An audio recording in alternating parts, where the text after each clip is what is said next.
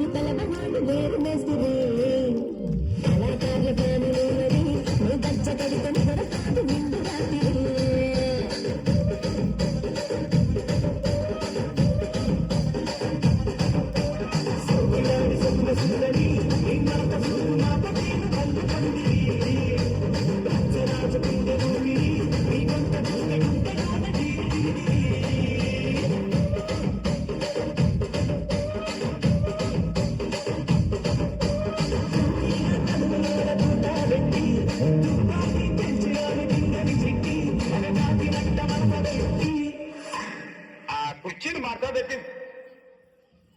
కుర్చీని మాట్లాడేది